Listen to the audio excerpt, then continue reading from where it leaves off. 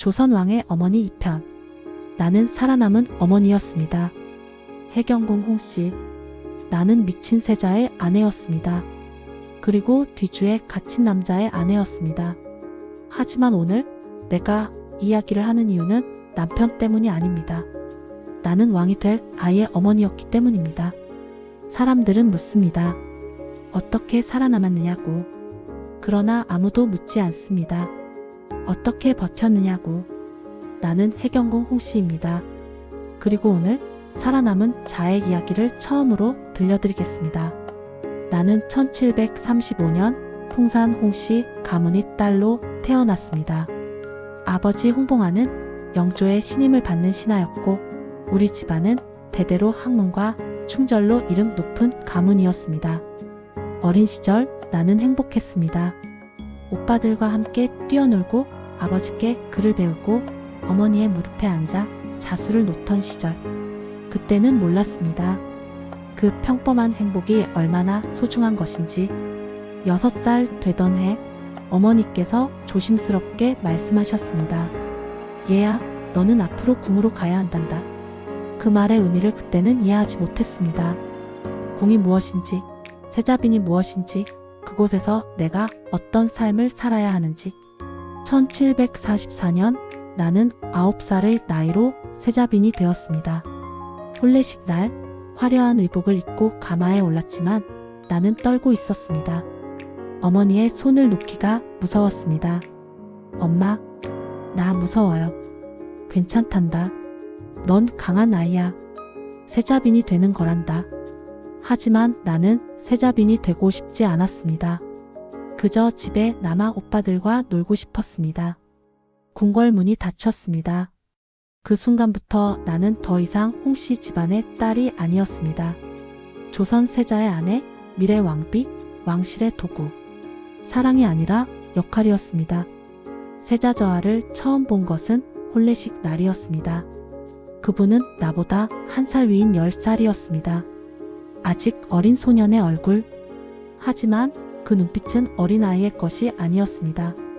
불안함, 두려움, 외로움. 나는 그것을 보았지만 아무것도 할 수 없었습니다. 나도 겨우 9살 소녀였으니까요. 세자빈.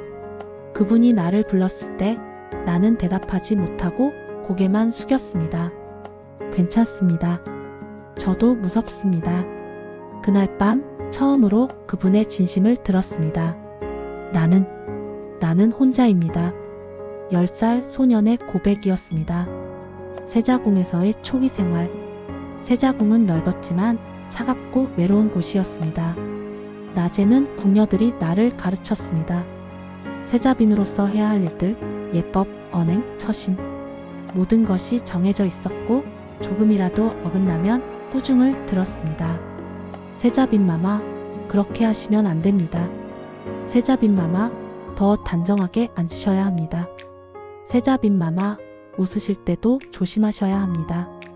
나는 점점 나 자신을 잃어갔습니다. 밤에는 세자저하와 함께 있었지만 우리는 진짜 부부가 아니었습니다. 그저 같은 공간에 있을 뿐인 두 아이였습니다. 세자저하는 자주 악몽을 꾸셨습니다. 아바마마, 제발. 잠결에 그렇게 중얼거리시곤 했습니다. 나는 처음에는 어떻게 해야 할지 몰라 그저 지켜볼 뿐이었습니다. 세자저하를 가장 힘들게 한 것은 영조였습니다. 영조는 완벽한 왕이었습니다. 학문에 뛰어나고 나라를 다스리는 능력도 탁월했습니다. 그분은 세자에게 자신과 똑같기를 요구하셨습니다. 세자는 왜 이렇게 둔한가? 세자는 왜 나를 닮지 않았는가? 세자저하는 아버지의 기대를 견딜 수 없었습니다. 나는 옆에서 지켜보며 가슴이 아팠습니다. 15살의 세자저하가 새벽부터 밤늦게까지 공부하고 조금이라도 실수하면 꾸중을 듣는 모습을. 세자빈 나는 할 수 없을 것 같소. 어느 날 밤 세자저하가 내게 말씀하셨습니다. 저하, 너무 무리하지 마십시오. 무리가 아니라 무능이요. 나는 아버지를 기쁘게 해드릴 수 없소. 그 목소리에는 깊은 절망이 담겨 있었습니다. 그이는 처음부터 이상하지 않았습니다. 사람들은 사도 세자가 처음부터 미쳤다고 말합니다. 하지만 그것은 사실이 아닙니다. 그이는 처음에는 총명하고 다정한 사람이었습니다. 나에게 따뜻한 말을 건넸고 때로는 함께 책을 읽으며 대화를 나누었습니다. 20살 무렵까지만 해도 세자저하는 정상적인 생활을 하셨습니다. 대리청정도 무리 없이 하셨고 신하들의 존경도 받았습니다. 하지만 영조의 질책은 끝이 없었습니다. 이것밖에 못하느냐? 세자로서 부끄럽지도 않은가? 그 말들이 칼날처럼 그이를 베어갔습니다. 25살이 넘어서면서 세자저하는 달라지기 시작했습니다. 처음에는 작은 변화였습니다. 잠을 제대로 자지 못하고 식사를 거르고 사람들을 피했습니다. 저하, 진지를 드셔야 합니다. 먹고 싶지 않소. 내버려 두시오. 점점 밤마다 악몽이 심해졌습니다. 누가 날 죽이려 한다. 누가? 환청도 들리기 시작했습니다. 아무도 없는데 누군가의 목소리가 들린다고 하셨습니다. 나는 두려웠습니다. 이 사람이 점점 내가 알던 사람이 아니게 되어가고 있었습니다. 30살 무렵 세자저하의 상태는 심각해졌습니다. 갑자기 화를 내거나 물건을 집어던지거나 사람들을 위협했습니다. 어느 날은 궁녀를 죽이기도 했습니다. 이유도 없이 갑자기. 나는 그 광경을 보고 얼어붙었습니다. 저하, 정신을 차리십시오. 하지만 그이는 나를 알아보지 못했습니다. 눈빛이 완전히 달라져 있었습니다. 밤마다 나는 두려움 속에서 잠들었습니다. 이 사람이 나를 해칠지도 모른다는 두려움. 동시에 이 사람을 구해야 한다는 책임감. 나는 아내였습니다.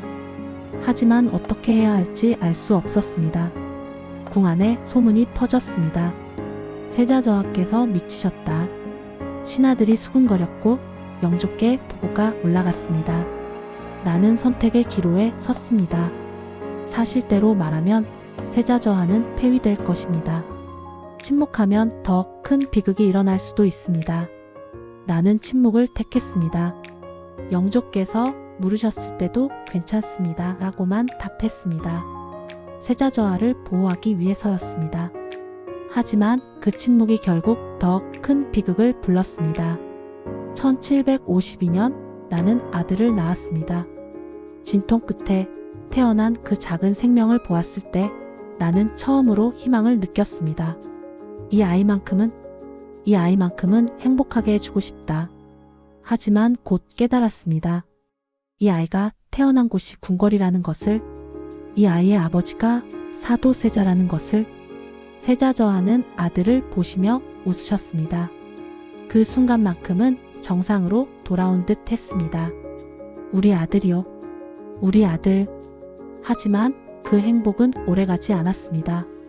아이는 빠르게 자랐습니다. 그리고 너무 빨리 너무 많은 것을 보았습니다. 3살 때 아버지가 궁녀를 때리는 모습을, 5살 때 할아버지가 아버지를 꾸짖는 모습을, 7살 때 아버지가 환청에 시달리는 모습을. 나는 아이를 그 광경으로부터 지키려 했습니다. 하지만 궁궐은 작았고 비밀은 없었습니다. 어마마마, 아바마마는 왜 아프세요? 아이가 물었을 때 나는 대답할 수 없었습니다. 아바마마는 조금 피곤하실 뿐이란다. 하지만 아이는 알고 있었습니다. 그것이 단순한 피로가 아니라는 것을. 나는 두 사람을 사랑했습니다. 남편과 아들. 하지만 그 두 사랑은 점점 양립할 수 없게 되었습니다. 남편은 점점 위험해졌고 아들은 그 위험 속에서 자라고 있었습니다. 어느 날 밤 세자저하가 아들의 처소로 향하는 것을 보았습니다. 손에는 칼이 들려 있었습니다. 나는 뛰어갔습니다. 저하, 안 됩니다. 그이를 막아섰습니다. 그 순간 그이의 눈에는 나를 알아보지 못하는 광기가 가득했습니다. 비키시오. 저 아이를 없애야 한다. 저하, 저는 세자빈입니다. 정신을 차리십시오. 결국 그이는 칼을 떨어뜨리고 무너졌습니다. 그날 이후 나는 결심했습니다. 이 아이만큼은, 정조만큼은 반드시 지켜내겠다고. 1762년 윤 5월, 영조와 세자의 갈등은 더 이상 숨길 수 없을 만큼 커졌습니다. 조정은 둘로 나뉘었습니다. 노론과 소론, 세자를 지지하는 세력과 제거하려는 세력. 그 모든 정치적 싸움 속에서 세자 저하는 점점 더 고립되었습니다. 그리고 그날이 왔습니다. 영조의 명, 세자를 패하겠다. 영조의 선언이 떨어졌을 때 온 궁궐이 얼어붙었습니다. 나는 즉시 영조 앞에 엎드렸습니다. 전하, 자비를 베푸소서. 세자는 병이 든 것입니다. 하지만 영조는 고개를 저으셨습니다. 병이 아니라 폐륜이다. 이 아비를 죽이려 한자를 어찌 용서하겠는가. 전하, 해경궁 물러가시오. 그때 나는 깨달았습니다. 이미 결정된 일이라는 것을. 세자를 뒤주에 가두어라. 영조의 명이 떨어졌습니다. 시어머니 영빈이씨께서 무릎을 꿇고 울부짖으셨습니다.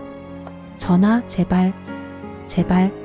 나는 그분 옆에 무릎을 꿇었습니다. 하지만 입을 열지 못했습니다. 그 순간 내 머릿속에는 오직 한 가지 생각뿐이었습니다. 정조, 내 아들 정조. 만약 내가 남편을 위해 왕명에 대항하면 나는 역적의 아내가 됩니다. 그리고 내 아들은 역적의 아들이 됩니다. 그 순간 나는 어머니였습니다. 아내가 아니라. 세자 저하께서 뒤주로 향하셨습니다. 그이는 나를 보셨습니다. 세자빈. 그 목소리에는 원망도 분노도 없었습니다. 그저 슬픔만이 있었습니다. 나는 고개를 숙였습니다. 그의 눈을 볼 수 없었습니다. 뒤주 문이 닫혔습니다. 영빈마마께서는 그 앞에서 여드레를 지키셨습니다.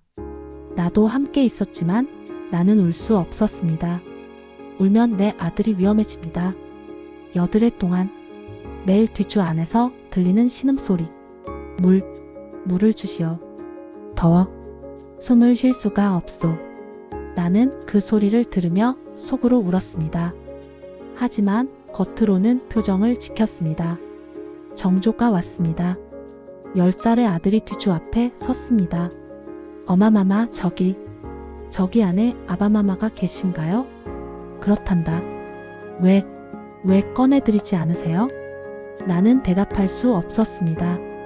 아이의 눈에는 이해할 수 없다는 표정이 가득했습니다. 그날의 눈빛을 나는 평생 잊을 수 없습니다.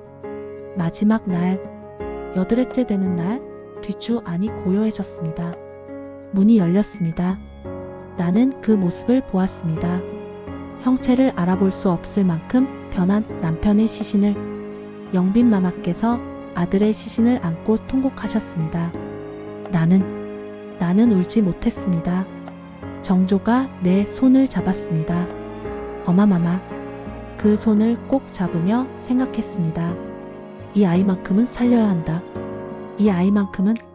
남편은 죽고 나는 28살의 과부가 되었습니다. 사람들의 시선이 달라졌습니다. 세자빈께서는 끝까지 세자를 막지 않으셨다더라.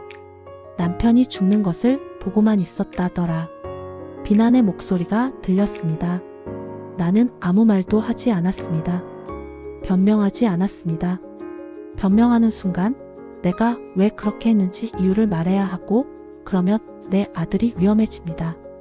정조는 아버지의 죽음을 목격한 후 달라졌습니다. 말이 없어졌고 눈빛이 차가워졌습니다. 어마마마, 저는 아바마마의 원수를 갚을 것입니다. 12살 아이의 입에서 나온 말이었습니다. 정조야, 그런 말은 하지 마라. 왜요? 아바마마는 억울하게 돌아가셨습니다. 어마마마도 그렇게 생각하시지 않습니까? 나는 대답할 수 없었습니다. 아들은 나를 이해하지 못했습니다. 왜 어머니가 아버지를 구하지 않았는지, 왜 침묵했는지, 그 오해는 평생 풀리지 않았습니다. 영조는 정조를 세 손으로 책봉하셨습니다. 정조는 현명하다. 이 아이가 왕이 되어야 한다. 하지만 동시에 경계하셨습니다. 정조가 아버지의 일을 잊지 않는구나. 나는 그 사이에서 줄타기를 해야 했습니다. 영조를 거스르지 않으면서 동시에 내 아들을 지켜야 했습니다. 밤마다 정조에게 말했습니다. 현명해져라. 강해져라. 하지만 조급해하지 마라. 어마마마는 왜 항상 참으라고만 하십니까? 살아남아야 하기 때문이다. 죽으면 아무것도 할 수 없다. 그것이 내가 아들에게 가르친 전부였습니다. 1795년 나는 60살이 되었습니다. 정조는 왕이 되어 나라를 다스리고 있었고 나는 해경궁이 되어 대비의 자리에 있었습니다. 모든 것이 끝난 것 같았습니다. 하지만 밤마다 나는 꿈을 꾸었습니다. 뒤주 앞에 서 있는 꿈을, 남편의 마지막 목소리를 듣는 꿈을, 그리고 깨달았습니다. 말하지 않으면 진실은 사라진다는 것을. 나는 붓을 들었습니다. 사람들은 묻습니다. 왜 그 고통스러운 기억을 글로 남겼느냐고. 나는 울기 위해 글을 쓴 것이 아닙니다. 내 아들을 미친 왕의 아들로 남기고 싶지 않았기 때문입니다. 역사는 승자의 기록입니다. 침묵하면 진실은 왜곡됩니다. 나는 세자빈으로서, 어머니로서, 그리고 그날을 목격한 유일한 생존자로서 기록을 남겨야 했습니다. 나는 있는 그대로를 썼습니다. 남편의 병을, 영조의 엄격함을, 궁궐의 정치를, 그리고 내 선택을 변명하지 않았습니다. 미화하지도 않았습니다. 나는 남편을 구하지 못했습니다. 아들을 지키기 위해서였습니다. 그 한 문장에 내 평생이 담겨 있습니다. 정조는 한중록을 읽고 아무 말도 하지 않았습니다. 하지만 그 후로 나를 대하는 태도가 조금 달라졌습니다. 여전히 차갑고 거리를 두었지만 예전처럼 날카롭지는 않았습니다. 어쩌면 그 아이도 이해했는지 모릅니다. 어머니가 왜 그런 선택을 해야 했는지. 세월이 흘렀습니다. 정조는 훌륭한 왕이 되었습니다. 아버지의 명예를 회복시키고 개혁을 이루었습니다. 하지만 그 아이도 행복하지 못했습니다. 평생을 아버지의 그림자 속에서 살았습니다. 나는 80살까지 살았습니다. 긴 생이었지만 행복한 순간은 많지 않았습니다. 사람들은 나를 강한 여인이라 불렀습니다. 살아남은 자, 견뎌낸 자. 하지만 나는 단지 무너지지 않으려 버텼을 뿐입니다. 살아남은 것이 용기인가? 비겁함인가? 나는 아직도 모르겠습니다. 그날 내가 한 선택이 옳았는지, 남편을 위해 목소리를 냈어야 했는지, 아니면 아들을 위해 침묵한 것이 맞았는지, 어쩌면 정답은 없는지도 모릅니다. 어머니는 언제나 선택 앞에 서 있습니다. 그리고 그 선택은 때로 역사가 됩니다. 당신에게 묻습니다. 당신이라면 그 자리에서 무엇을 선택했을까요? 남편을 구하기 위해 모든 것을 걸 수 있었을까요? 아니면 아들을 지키기 위해 침묵할 수 있었을까요? 나는 아직도 그 질문에 답하지 못한 채 이 자리에 서 있습니다. 다만 한 가지는 확실합니다. 살아남는 것도 용기가 필요하다는 것.